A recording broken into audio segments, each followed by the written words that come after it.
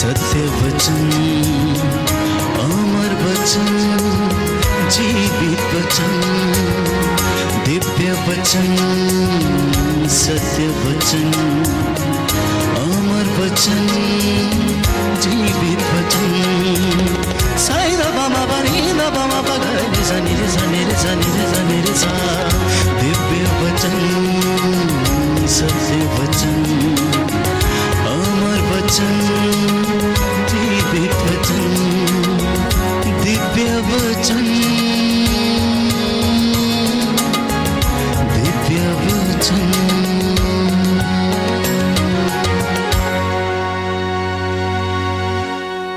प्यारे भाई प्यारी बहन, संत पौलुस कहता है कि हम अनुग्रह के सिंहासन की ओर चलें, जिससे कि हमें दया मिले और वो दया हमारी आवश्यकताओं में हमारी सहायता करेगी। इसलिए मन ही मन कहते जाइए, आइए पवित्र आत्मा मेरे हृदय को, मेरे मन को आलोकित कीजिए। प्रभु के वचन को सुनने और समझने की कृपा दीजिए। प्रभु के वचनों की व्याख्या मेरे लिए कीजिए। पवित्र आत्मा अपनी आग से मुझे भर दे, अपनी प्रेरणा से मुझे भर दे। पवित्र आत्मा मेरे मन को आलोकित कर। पवित्र आत्मा हम पर अधिकार लीजिए। पवित्र आत्मा हमें संचालित कीजिए। पवित्र आत्मा हमें शांति प्रदान कीजिए। पवित्र आत्मा हमें ज्ञान का वरदान दीजिए। पवित्र आत्मा हमें सहनशीलता और प्रेम का वरदान दीजिए। पवित्र आत्मा हमें भविष्यवाणियां करने का वरदान दीजिए। ये तमाम वरदानों से आज वो आपको भरे, आपके घर में विराजे और आपको शांति प्रदान करे। आइए हम पवित्र आत्मा की अगुवाई मांगें। खाली दामन है, खाली कांसे है, बाप तेरी रूह के भूखे प्यासे हैं। बाप तेरे रूह के, हाँ, भूखे प्यासे हैं। बाप तेरी रूह के भूखे प्यासे हैं।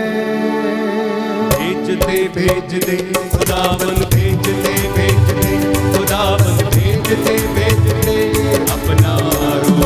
विश्वास के साथ भेज दे खुदावन, भेज दे खुदावन, भेज दे अपना रूह। खाली दामन है, खाली कांसे हैं। खाली दामन है, खाली दामन है।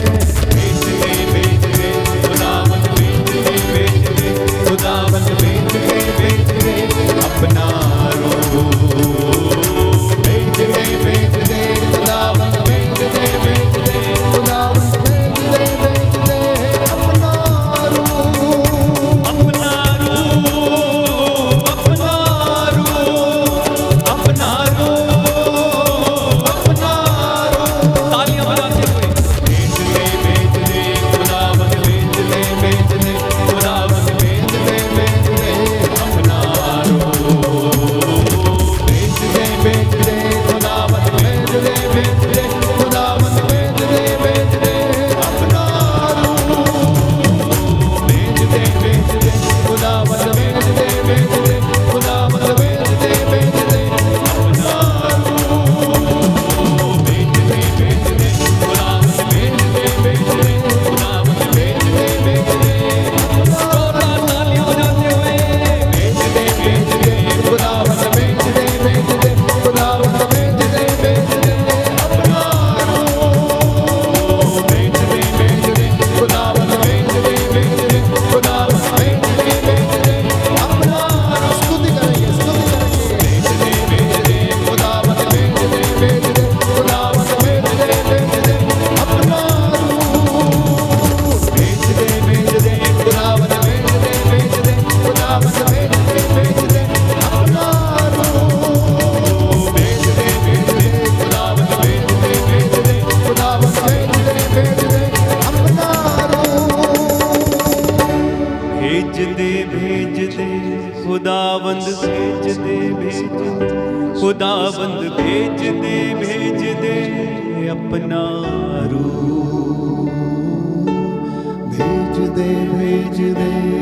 खुदावंद भेज दे अपना रूह भेज दे खुदावन भेज दे खुदावन भेज दे अपना रूह।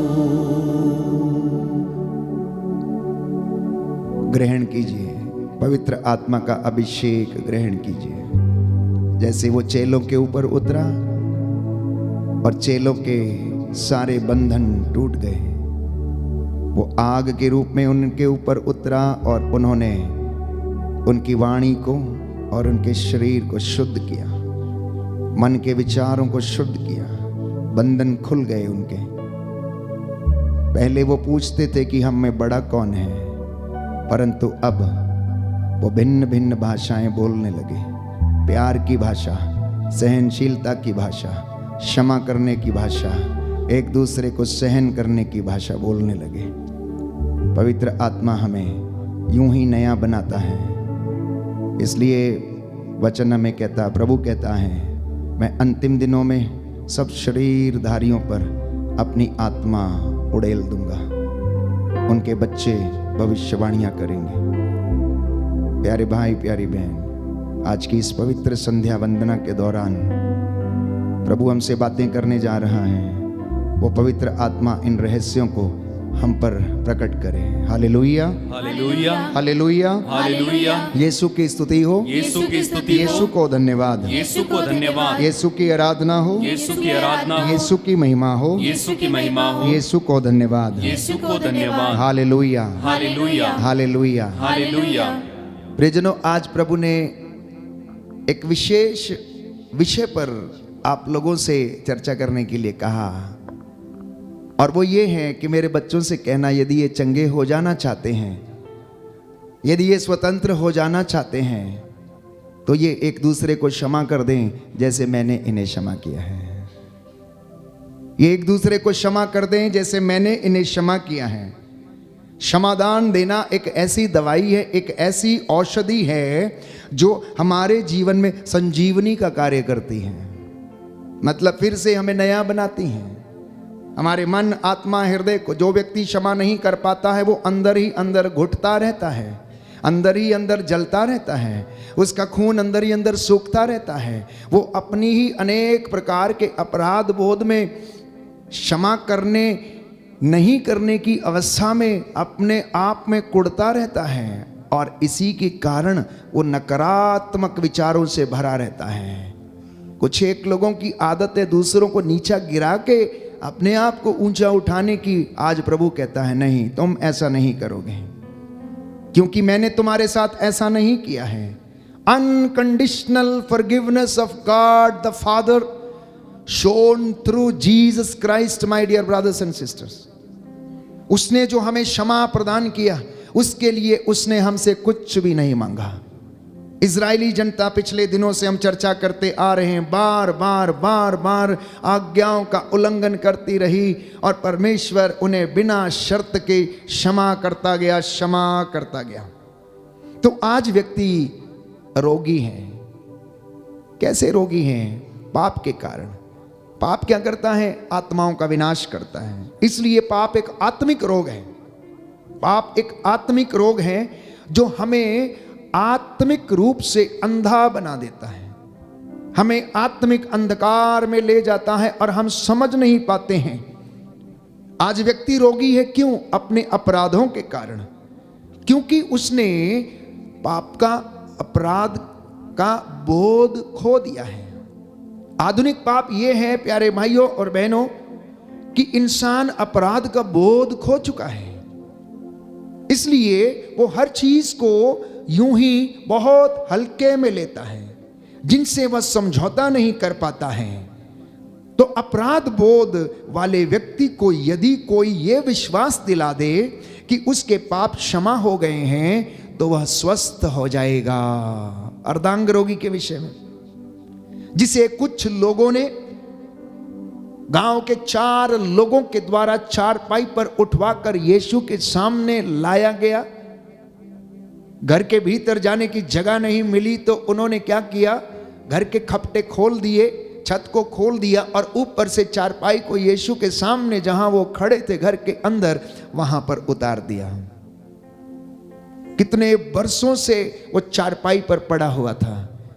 कोई उसे ये विश्वास दिलाने में समर्थ नहीं रहा कि तेरे पाप क्षमा हुए हैं, तू उठ और चल फिर। वो घर के चारपाई पर पड़ा रहता था। ना जाने कितने लोग आकर उसको सांत्वना देते होंगे और कई लोग तो उसका मजाक बनाकर गए होंगे। उसने कितने लोगों की बुराई को सुना होगा, लोगों को ये कहते हुए भी सुना होगा, अरे भाई तुमसे कहा था ऐसा मत करो, लेकिन तुम तो मानते ही नहीं थे। अरे भाई लगता है कि परमेश्वर ने तुम्हें तुम्हारे पापों का दंड दिया है, लगता है कि तुम ऐसा करते थे इसलिए तुम्हारी जिंदगी में ये आ गया है। लेकिन कोई उसे ये विश्वास नहीं दिला पाया कि कोई है जो तेरी जिंदगी के पापों को, अपराधों को क्षमा कर सकता है। तो यदि अपराध बोध वाले व्यक्ति को कोई ये विश्वास दिला दे कि उसके पाप क्षमा हो गए और परमेश्वर जो इस दुनिया को बनाने वाला, जिसने मनुष्य को बनाया, जो मनुष्य के हृदय की थाह लेता है, उसे प्रेम करता है, वो क्षमा कर सकता है, उसको नया बना सकता है, तो उसकी जिंदगी बदल जाएगी, उसकी जिंदगी बदल जाएगी। इसलिए अर्धांग रोगी से सबसे पहले प्रभु यीशु ने यह कहा, देखते ही, क्योंकि यीशु हृदयों की थाह लेता था, इसलिए वो जान गया कि इसकी बीमारी का कारण क्या है। और जैसे ही उसकी ओर देखा, उससे कहा, बेटा तेरे पाप क्षमा हो गए हैं, बेटा तेरे पाप क्षमा हो गए। शायद वो इसी बात के इंतजार में रहा था। शायद वो अर्धांग रोगी अपने ही अपराध बोध के कारण बीमार था और अपना पूरा भरोसा और विश्वास वो शायद खो बैठा था कि अब मैं चल फिर नहीं सकता हूं, मेरी पाप के कारण यही मेरी दुर्गति है। I have lost everything, I have given up, अब मैं कुछ नहीं कर सकता हूं, अब मुझे कोई नहीं बचा सकता है। जब इंसान ऐसे विचारों से होकर गुजरने लगता है तो उसका मोह भंग होने लगता है, मायूसी आने लगती है, डिल्यूजनमेंट उसके शरीर पर, दिमाग पर, आत्मा पर हावी होने लगता है और उसको चीजों से, लोगों से, प्रभु से क्या कर देता है? उसका मोह भंग कर देता है। जब उसके अंदर इस प्रकार का डिफीट आने लगती है, फिर वो धीरे से अपने आप को पराजित महसूस करता है और इस पराजय के कारण वो धीरे से डिस्करेज हो जाता है और डिप्रेशन में जाने लगता है। और जैसे जैसे वो डिप्रेशन की सीढ़ियां चढ़ने लगता है, उसके जीवन में अंधकार छाने लगता है। लेकिन कहते हैं कि डूबते को तिनके का सहारा काफी होता है। इसलिए मैंने कहा, ऐसी परिस्थिति में कोई व्यक्ति ये उसको बता दे कि नहीं, तुम नहीं मरोगे, तुम जीवित रहोगे, क्योंकि जिस पर तुम विश्वास करते हो वो जिंदा है, वो तुम्हें जीवन दे सकता है, तो उसका जीवन बदल जाएगा। प्यारे भाइयों और बहनों, आज कई लोग बीमार हैं, जानते हैं क्यों? दूसरों को देख के बीमार हैं, दूसरे की खुशी से बीमार हैं, दूसरे की नौकरी से बीमार हैं, दूसरे के गोरेपन से बीमार हैं, इसलिए उससे चिढ़ते हैं। दूसरे के घर को देखकर बीमार रहते हैं, हाय मेरा नहीं बना, उसका बन गया है। इस प्रकार के जो भाव जिंदगी में रहते हैं, तो ऐसे लोगों को आंतरिक चंगाई की आवश्यकता है। तो दूसरों को देखकर लोग बीमार हैं, मन के कुंठित विचारों के कारण बीमार हैं, दूसरों को क्षमा नहीं कर पाना, इसके कारण वे बीमार हैं और अंदर ही अंदर घुटते रहते हैं। कभी कभी पति और पत्नी एक दूसरे को क्षमा नहीं कर पाते हैं और हर बार हर वक्त आगे पीछे पड़ोसन के साथ, पड़ोसी के साथ एक दूसरे की बुराई करते हैं, बच्चों की बुराई करते हैं। इसलिए मैं कई मर्तबा जब आपको परिवारों के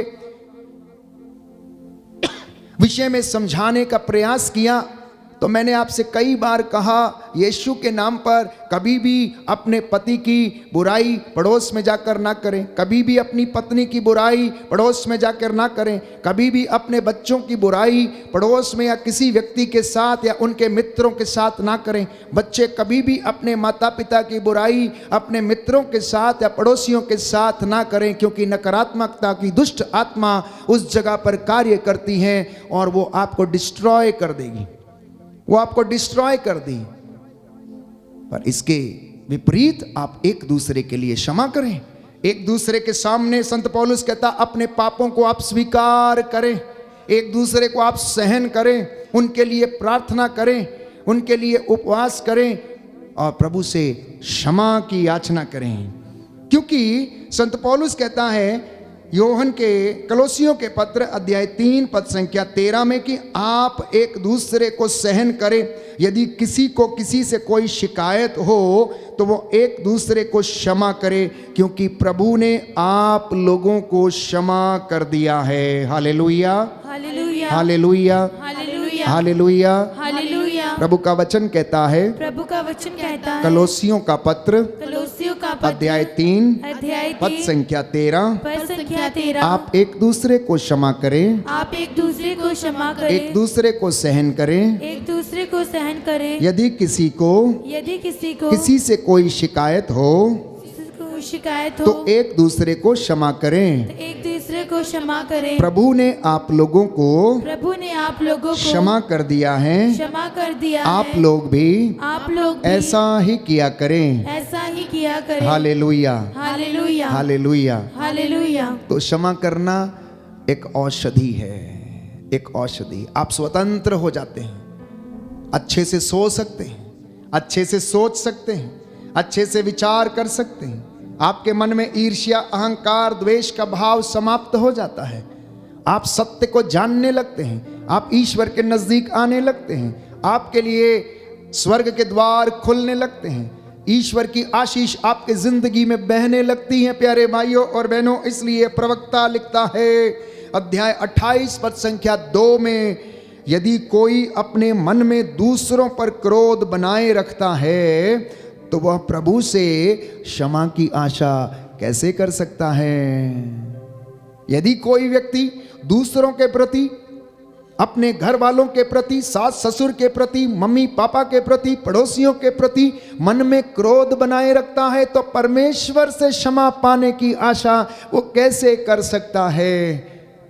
इसलिए प्रभु यीशु ने कहा मत्ती के सुसमाचार अध्याय 7 पद संख्या 1 से 2 में कि तुम दोष न लगाओ और तुम पर भी न लगाया जाएगा, क्योंकि जिस नाप से तुम दूसरों के लिए नापते हो उसी नाप से तुम्हारे लिए भी नापा जाएगा। सबके लिए वो स्केल जो है परमेश्वर का, वो प्यारे भाइयों और बहनों बराबर है, वो बराबर है। आज कई घरों में अगर शांति नहीं है, अगर उन्नति नहीं है, अगर प्रार्थना नहीं है, तो उसका एकमात्र कारण है कि उन्होंने एक दूसरे को क्षमा नहीं किया। इसलिए शाम को एक साथ बैठकर खा नहीं पाते हैं, शाम को एक साथ बैठकर चर्चा नहीं कर पाते, शाम को एक साथ बैठकर प्रार्थना नहीं कर पाते। इसलिए प्यारे भाइयों और बहनों, वहाँ पर झगड़ा है, और इस झगड़े के कारण वो घर बर्बाद हो चुके हैं, वो घर बर्बाद हो चुके हैं। प्रवक्ता ग्रंथ अध्याय 28 पद संख्या 2, अपने पड़ोसी का अपराध क्षमा कर दो और प्रार्थना करने पर तुम्हारे पाप क्षमा किए जाएंगे। दाहिना हाथ उठाकर इस वचन को दोहराएं और याद करें। प्रवक्ता ग्रंथ अध्याय 28 पद संख्या 2 प्रभु का वचन कहता है, अपने पड़ोसी का अपराध क्षमा कर दो, अपने पड़ोसी का अपराध क्षमा कर दो और प्रार्थना करने पर तुम्हारे पाप भी क्षमा किए जाएंगे। क्षमा किए जाएंगे। हे प्रभु यीशु, हे प्रभु यीशु, मुझ पर दया कीजिए, मुझ पर दया कीजिए, मेरे परिवार पर दया कीजिए। मेरे परिवार पर दया कीजिए। Hallelujah, hallelujah, hallelujah. हालेलुया। हम बड़े गर्व के साथ अपने चढ़ावे लेकर प्रभु के पास जाते हैं। जिसके पास जितना है हैसियत के अनुसार वो अपना चढ़ावा चढ़ाता है, मन्नतें लेकर जाता है। और हम वेदी के सामने घुटना टेक कर अपना चढ़ावा चढ़ाकर आते हैं, लेकिन प्रभु कहता है मुझे ये स्वीकार नहीं है। क्यों? क्योंकि तुम्हें अपने भाई से शिकायत है, तुमने उसे क्षमा नहीं किया और तुम मुझे चढ़ावा देने के लिए आए हो, मेरी महिमा में गीत गाने के लिए आए हो। जाओ, यदि तुम्हें याद आ जाए वेदी के सामने कि तुम्हारे भाई को तुमसे कोई शिकायत है, तो अपना चढ़ावा वेदी के पास सामने छोड़ दो और सबसे पहले जाओ और उसके साथ समझौता करके आओ, उसे क्षमा करके आओ। कहता है तू उसे क्षमा नहीं करता और मुझसे क्षमा पाने के लिए तू यहां पर आया और तुम मुझे भेंट चढ़ा रहा, घुटना टेक के माफी मांग रहा। ये कैसे हो सकता है? मैं कैसे कर दूं जब तू ही अपने भाई को क्षमा करने में असमर्थ है। लिखा है मत्ती के सुसमाचार अध्याय 5 पद संख्या 23 से 24 में, जब तुम वेदी पर अपनी भेंट चढ़ा रहे हो और वहां तुम्हें याद आए कि मेरे भाई को मुझसे कोई शिकायत है, तो अपनी भेंट वहीं वेदी के सामने छोड़कर अपने भाई से मेल करने जाओ। और तुम्हें वहां याद आए कि मेरे भाई को मुझसे कोई शिकायत है, तो अपनी भेंट को वेदी के सामने छोड़ दो और उससे समझौता करने के लिए जाओ। हम गुड फ्राइडे में भाग लेने की तैयारी कर रहे हैं, पुनरुत्थान का पर्व मनाने के लिए तैयारी कर रहे हैं, पुण्य बृहस्पतिवार के दिन प्रभु के अंतिम ब्यालू के भोज में भाग लेने की तैयारी कर रहे हैं। और आप में से कुछ लोग 12 चेले बनेंगे जिनके पुरोहित पैर धोएगा प्यारे भाइयों और बहनों, और जिनके नाम कलीसिया में या चर्च में सिलेक्ट किए जाएंगे। उस वक्त उस सेंचुरी के ऊपर बैठकर पैर धुलवाने के लिए इन व्यक्तियों को सच्चे हृदय सच्चे मन से अपने हृदयों को सबसे पहले धोकर वहां पर आना होगा। अपने भाई या पत्नी या बेटे या बेटी को क्षमा करना होगा। उनका धार्मिकता का जीवन उनके आगे आगे चलने वाला होगा। तब प्यारे भाइयों और बहनों आप वहां पर पहुंचे और पुण्य बृहस्पतिवार के दिन वहां पर पुरोहित से अपने पैर धुलवाएं। प्यारे भाइयों और बहनों, प्रभु ने एक संदेश दिया है कि मैंने तुम्हारे साथ किया है, इसलिए तुम्हें भी एक दूसरे के साथ करना चाहिए, क्योंकि मैंने तुम्हें क्षमा किया है। इसलिए तुम्हारा कर्तव्य है कि तुम भी एक दूसरे को क्षमा करो। यदि तुम ऐसा नहीं करोगे तो तुम्हें भी क्षमा नहीं किया जाएगा। क्षमा देने वाला एकमात्र प्रभु है प्यारे भाइयों और बहनों। इसलिए इसके विषय में बाइबल में कहती, मार्कुस के सुसमाचार अध्याय 7 पद संख्या 47 से 49 में कि इसके बहुत से पाप क्षमा हो गए क्योंकि इसने बहुत अधिक प्यार दिखाया है। तो क्षमा प्राप्त करने का जो दूसरा उपाय है वो क्या है? अधिक प्यार दिखाना। पहला उपाय क्या प्रभु ने कहा?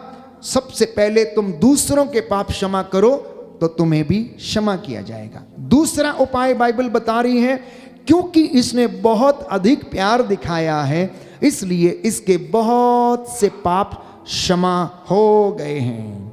मार्कुस के सुसमाचार अध्याय 2 पद संख्या 5 में हम पढ़ते हैं, प्रभु कहता, बेटी तेरे पाप क्षमा हो गए हैं। क्यों ऐसा कहता है? मार्कुस के सुसमाचार में अध्याय 2 पद संख्या 10 में कहता है, क्योंकि तुम लोग ये जान लो कि मानव पुत्र को पृथ्वी पर पाप क्षमा करने का अधिकार है, और वो अधिकार उसने अपने चेलों को दिया और कहा कि जिस पर हाथ रखोगे वो चंगे होंगे।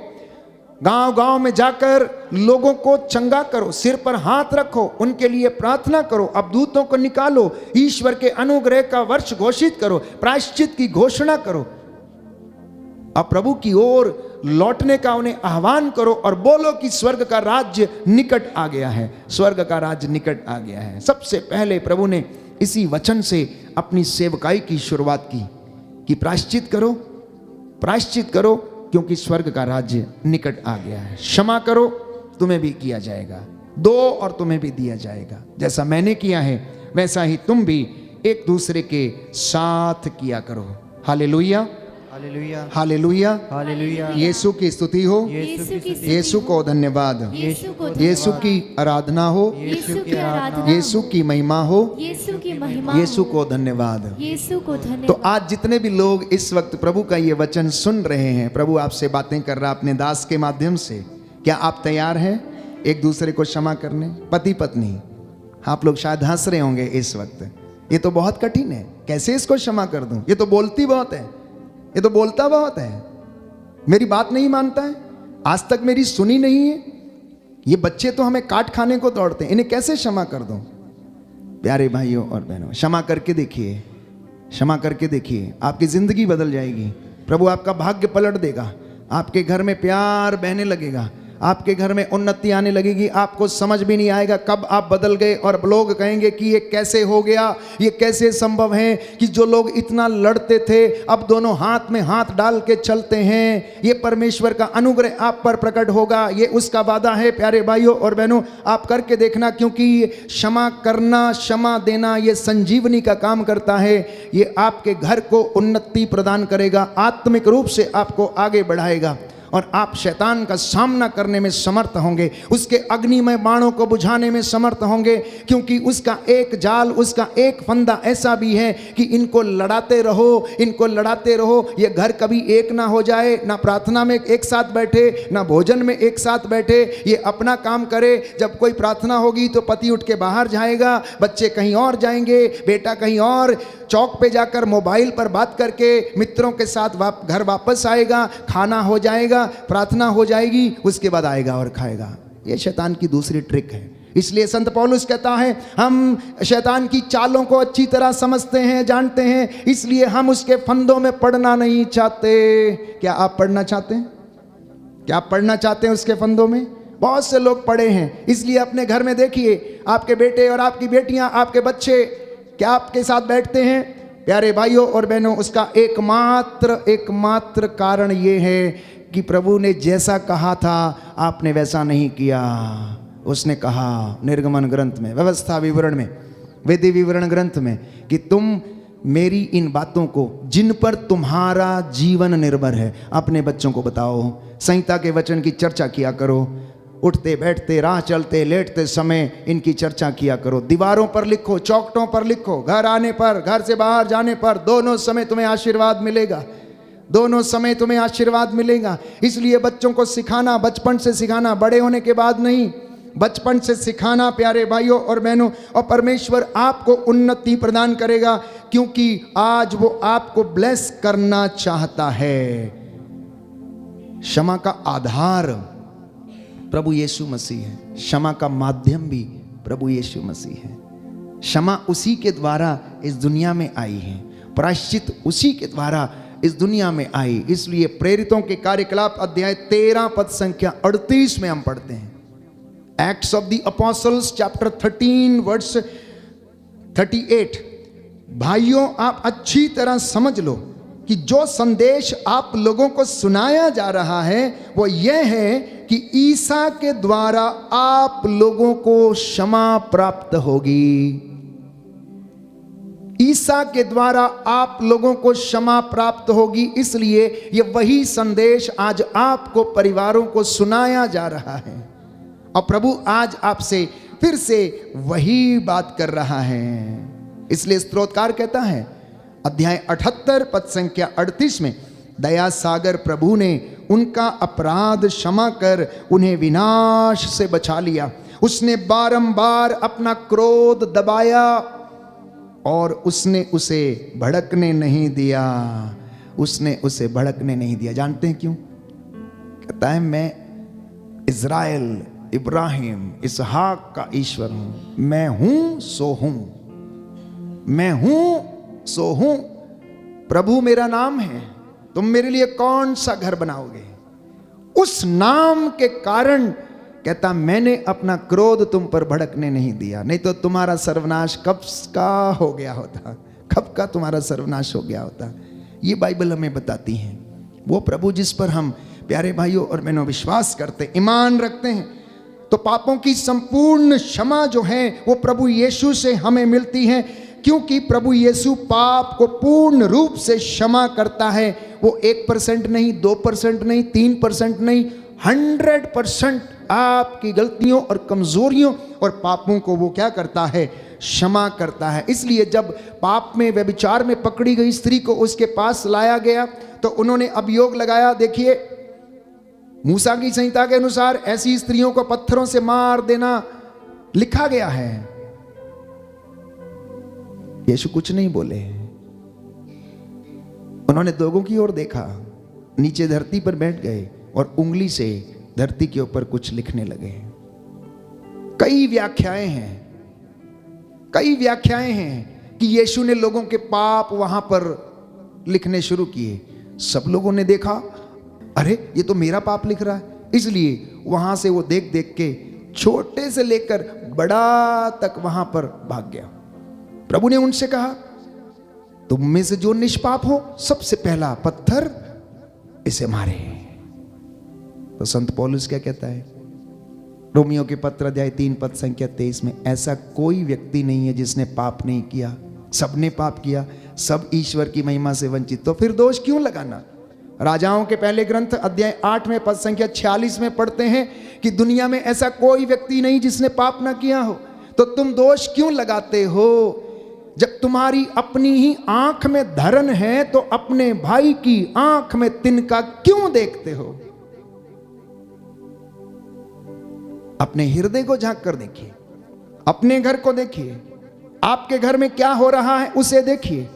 बड़ा आसान है दूसरे के घर के विषय में चर्चा करना, दूसरे के बच्चों के विषय में चर्चा करना, दूसरे के बिजनेस के विषय में चर्चा करना, दूसरे क्या करते हैं उनके विषय में चर्चा करना बहुत आसान है। कभी अपने जहन में, अपने दिल को झांक कर देखना। प्रभु ये कहता है कि जब तेरी ही आंख में धर्म है तो तू अपने भाई की आंख का तिनका क्यों देखता है? इसलिए क्षमा प्यारे भाइयों और बहनों हमारे जीवन की जो है वो औषधि है, वो हमारे धार्मिकता की कसौटी है। हमारा जीवन धार्मिकता यदि पनपेगी, उन्नति प्राप्त करेगी, तो सबसे पहले हमें दूसरों को क्षमा करना पड़ेगा, तब हमारी धार्मिकता अच्छी समझी जाएगी। क्षमा का अधिकार भी यीशु को है। तो मसीह ने अपने अनुयायियों से, पेतरुस से कहा कि जिसके पाप तुम क्षमा करोगे वो क्षमा हो जाएंगे, उनके नाम के कारण तुम्हारे पाप क्षमा किए गए हैं। योहन का पहला पत्र अध्याय 2 कि ईसा के नाम के कारण आप लोगों के और सारी मानव जाति के पाप क्षमा किए गए हैं। इसलिए प्यारे भाइयों और बहनों, यीशु ने पेतरुस से कहा, पेतरुस स्वर्ग राज्य की कुंजियां मैं तुझे प्रदान करता हूं, तुम जिसके लिए खोलोगे उसके लिए खुला रहेगा, जिसका पृथ्वी पर निषेध करोगे स्वर्ग में भी उसका निषेध रहेगा। प्रेरितों के कार्यकलाप अध्याय 2 पद संख्या 38 में हम पढ़ते हैं कि क्षमा प्राप्त करने का सबसे अच्छा और सबसे बढ़िया उपाय जो है वो है पश्चाताप, वो है पश्चाताप। इसलिए यशायाह नबी के ग्रंथ में अध्याय 30 पद संख्या 15 में लिखा है कि प्रायश्चित और स्वीकृति में तेरा कल्याण है, तभी तुझे क्षमा मिलेगी। जब तू प्रायश्चित करेगा, जब अपने भाई से करेगा, कहेगा I am sorry brother, I am sorry डैडा, I am sorry mummy, I am sorry sister, मुझसे गलती हो गई है, मुझे क्षमा कर दो, आपको अच्छी नींद आएगी, आप आराम से सोएंगे। लोग आपकी धार्मिकता को देखकर आपको सलाम करेंगे। प्यारे भाइयों और बहनों, आपकी धार्मिकता के चर्चे होंगे, आपके इस अच्छे काम की चर्चा होगी, क्योंकि आप प्रभु के चुने हुए दास दासी और अनुयायी हैं। और जैसा उसने किया वैसा आप भी करने की कोशिश करते हैं तो वो आपको 100 गुना फल प्रदान करेगा। इसलिए स्तोत्रकार कहता अध्याय 32 पद संख्या 5 में कि अपने अपराधों को स्वीकार करना, लिखा है मैंने तेरे सामने अपना पाप स्वीकार किया, अपना दोष नहीं छिपाया। मैंने कहा मैं प्रभु के सामने अपना अपराध स्वीकार करूंगा, मैं प्रभु के सामने अपना अपराध स्वीकार करूंगा। उड़ाऊ पुत्र, सुंदर कहानी है प्यारे भाई और बहनों, जो प्रभु ने दृष्टांत सुनाया। जब तक वो होश में नहीं था उसे इन तमाम बातों से कोई लेना देना नहीं था, लेकिन जब वो होश में आया, सोचने लगा, विचार करने लगा, अब बस हो गया, बहुत हो गया, अब मुझसे रहा नहीं जाता, मैं इस गंदगी में नहीं रह सकता, मैं उठूंगा, मैं जाऊंगा और पिता से कहूंगा। निर्णय लिया, he decided to go। इसलिए आपको भी आज घर में एक निर्णय लेना होगा, नहीं मैं उठूंगा, बस हुआ, अब बस हुआ। मैंने जिंदगी भर अपने मित्र से नफरत की है, मैंने जिंदगी भर अपनी सास या ससुर से नफरत किया है। कठिन जरूर है, लेकिन प्यारे भाइयों और बहनों, दवाई के कड़वे घूंट जो हैं आपको बीमारी से आजाद करते हैं। दवाई के कड़वे घूंट आपको क्या करते हैं? बीमारी से आजाद करते हैं। ठीक वैसे ही कठिन जरूर है, भले ही ये संभव ना हो, लेकिन अगर आप ऐसा कर सकते हैं तो आपको शांति मिलेगी, आपके मन को शांति मिलेगी। आप परमेश्वर की नजरों में बड़े समझे जाएंगे, क्योंकि जो अपने आप को छोटा मानता है वही बड़ा बनाया जाएगा, लेकिन जो अपने को बड़ा मानता है, प्रभु कहता है वो सबसे छोटा बनाया जाएगा, सबसे छोटा बनाया जाएगा, स्वर्ग में सबसे छोटा समझा जाएगा। तो यदि आप किसी को क्षमा कर देते हैं, भले उसने गलती की है, चाहे आपकी मेड क्यों ना हो, जिसने आज आपका ग्लास तोड़ दिया, कप तोड़ दिया और 2 थप्पड़ मारे उसको, आपने मेहनताना काट दिया। एक तो 8,000 उसको सैलरी देते, उसमें से भी आपने 2,000 काट दिए। उसके बच्चों को कौन खिलाएगा? प्रभु दरिद्र के आंसुओं को देखता है, वो हिसाब लेगा आपसे। तेरे को इतना दिया मैंने और तूने एक कप टूट जाने पर 1,000 काट लिया।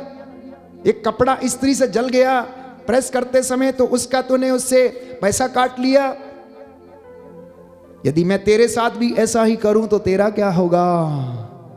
ये छोटी छोटी बातें प्यारे भाइयों और बहनों हमें धार्मिक जीवन जीने के लिए प्रोत्साहित करती है, हमें पवित्रता में बने रहने और धार्मिकता में बने रहने के लिए आशीष प्रदान करती हैं। इसलिए यदि आप बड़े होना चाहते हैं तो परमेश्वर के सामने छोटे हो जाइए। कैसे? अपने भाई, अपने बहन, अपने बेटे, अपनी बेटी, देवरानी जेठानी को क्षमा कर दीजिए। प्रभु उनका हिसाब उनसे लेगा, परंतु आप परमेश्वर की नजरों में अच्छे पाए जाएं, शुद्ध पाए जाएं। इसलिए संत पौलुस लिखता है अफेसियों के पत्र अध्याय 4 पद संख्या 32 में, एक दूसरे के प्रति दयालु बने, सहृदय बने। जिस तरह ईश्वर प्यारे भाइयों और बहनों मसीह के कारण आप लोगों को क्षमा करता है, उसी तरह आप लोग भी एक दूसरे को क्षमा कर दें। ईश्वर आपको मसीह के कारण क्या करता है? क्षमा करता है। इसलिए आप लोग भी एक दूसरे को क्षमा करें। प्रभु कहता है मत्ती का सुसमाचार अध्याय 18 पद संख्या 5, यदि तुम में से हर एक व्यक्ति अपने भाई को पूरे हृदय से क्षमा नहीं करेगा तो मेरा स्वर्गीय पिता भी तुम्हारे साथ ऐसा ही करेगा। विश्वासियों आप सुनिए, कान लगाकर सुनिए, ये वचन आत्मा और जीवन है। प्रभु कहता है कि यदि तुम में से कोई भी व्यक्ति अपने भाई या बहन को संपूर्ण हृदय से क्षमा नहीं करता तो तुम्हारा स्वर्गीय पिता भी तुम्हारे साथ ऐसा ही करेगा और तुम्हें क्षमा नहीं करेगा। इसलिए लूकस के सुसमाचार अध्याय 6 पद संख्या 37 में प्रभु ने इस बात को कहा कि तुम किसी के विरुद्ध निर्णय नहीं दो और तुम्हारे विरुद्ध भी निर्णय नहीं दिया जाएगा। क्षमा करो और तुम्हें भी क्षमा मिल जाएगी। यदि तुम्हारा भाई कोई अपराध करता है तो उसे डांटो और यदि वह पश्चाताप करता है तो उसे क्षमा कर दो। कहता है उसे डांटो, परंतु यदि आकर वो सॉरी कहता है तो आप उसे क्या कर दो? क्षमा कर दो। यदि आपका शत्रु भूखा है तो उसे खिलाओ, और यदि वह प्यासा है तो उसे पिलाओ, क्योंकि ऐसा करने से आप उसके सिर पर जलते हुए अंगारों का ढेर लगाएंगे। कई लोग क्षमा करने में असमर्थ हैं। सुंदर वचन है, प्रभु कह रहा है रोमियो के पत्र अध्याय 12 पद संख्या 20 में कि जब आप उसे क्षमा करने के लिए जाते हो और वो यदि ऐसा नहीं करता तो तुम्हारी क्षमा उसके सिर के ऊपर अंगारों का ढेर लग जाएगी, अंगारों का ढेर लग जाएगी। इसलिए कुरिन्थियों के दूसरे पत्र अध्याय 2 पद संख्या 7 में आप लोग बचना चाहते हैं तो प्यारे भाइयों और बहनों, अब आपको उसे क्षमा और सांत्वना देनी चाहिए। कहीं ऐसा ना हो कि वो दुख में डूब जाए। अपने बेटे को, बेटी को, जिसने हो सकता आपके साथ बड़ा गलत व्यवहार किया, आपका सब कुछ लूट लिया, आपकी वसीयत से गलती से उसने पेपर पे कब्जा कर लिया, आपके बुढ़ापे में जब आप बीमार थे गलती से आपकी प्रॉपर्टी पर कब्जा कर लिया और उसके ऊपर अब अधिकार है, आपको बेघर कर दिया है। कोई बात नहीं, प्रभु आपके लिए इंतजाम करेगा, प्रभु आपके लिए इंतजाम करेगा।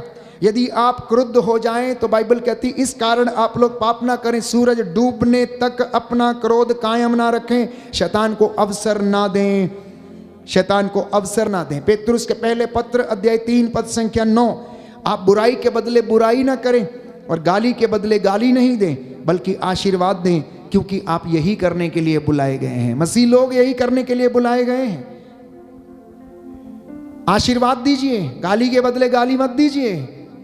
आप इसी काम के लिए चुने गए हैं, बुलाए गए हैं, और प्रभु ने आपको चुना है कि आप लोग एक दूसरे को प्रेम करें। बोलिए आमीन, आमीन, हालेलुया, हालेलुया, हालेलुया, हालेलुया। हे प्रभु यीशु, हे प्रभु यीशु, मैं वादा करता हूँ मैं वादा करता हूँ कि मैं अपने पड़ोसियों को, अपने भाई बहनों को, अपने भाई बहनों आपके कारण क्षमा करूंगा, क्षमा करूंगा, आपके नाम के कारण क्षमा कर दूंगा। क्षमा कर दूंगा। Hallelujah, hallelujah. हे प्रभु यीशु, हे प्रभु यीशु, आपका वचन मेरे जीवन में 100 गुना फल लाए। 100 गुना फल। Hallelujah, hallelujah, hallelujah, hallelujah, hallelujah, hallelujah, hallelujah. Hallelujah. अनेक लोगों के मन में, हृदयों में चोटें हैं। यीशु के कारण आज सभी लोगों को क्षमा करना।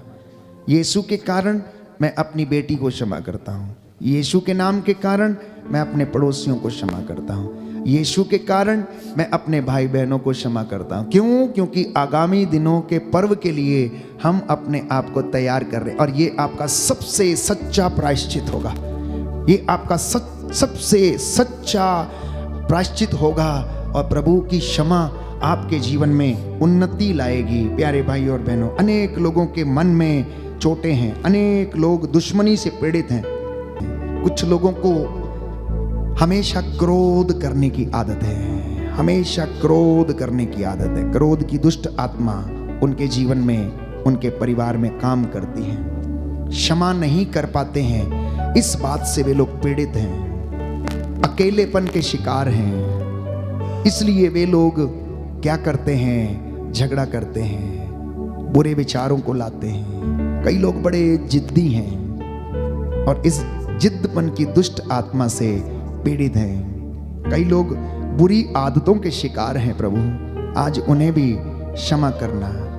आप लोगों के अनेक अनुभव होंगे बचपन से लेकर अब तक, जिस जिस व्यक्ति ने आपको दुख दिया है, जिस जिस व्यक्ति ने आपको ठेस पहुंचाई है, हो सकता है शारीरिक रूप से, हो सकता है मानसिक रूप से प्रताड़ित किया हो सकता है कि आपकी जिंदगी में बहुत कुछ अच्छा नहीं रहा हो, किसी के कारण आपकी जिंदगी बर्बाद हो गई है, किसी की दुश्मनी के कारण आपका परिवार बर्बाद हो गया है, किसी ऐसी घटना के कारण आपके परिवार में हमेशा अशांति बनी हुई है, आपकी वासनाएं आपका जीवन बर्बाद कर रही हैं। इन अंदरूनी रोगों से आज छुटकारा पाने के लिए प्रार्थना करना और एक दूसरे को क्षमा करने के लिए प्रार्थना करना।